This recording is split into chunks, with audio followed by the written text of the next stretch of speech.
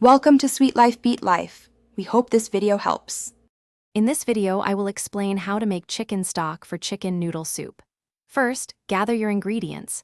You'll need about 2 to 3 pounds of chicken parts, like backs or a carcass, for the best flavor. Don't forget your aromatic vegetables: 1 large onion, 2 carrots, and 2 celery stalks.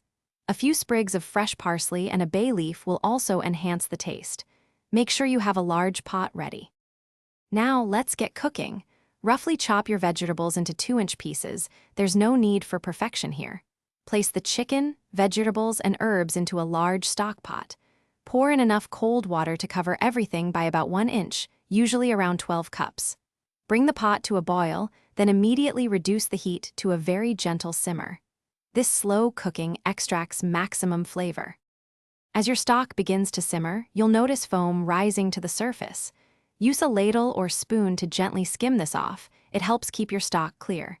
Continue to simmer the stock gently for at least 3 to 4 hours, or even longer for a richer flavor. Remember, a slow, steady simmer is key. Avoid stirring, as this can make your stock cloudy. Just let it do its thing. Once your stock has simmered sufficiently, it's time to strain it. Carefully pour the entire contents of the pot through a fine mesh sieve or colander lined with cheesecloth into another large bowl. Discard all the solids. You only want the beautiful, clear liquid. Let the stock cool completely before transferring it to airtight containers. It will keep in the refrigerator for up to 4 days, or freeze it for longer storage. Thanks for watching. Consider subscribing if we helped you.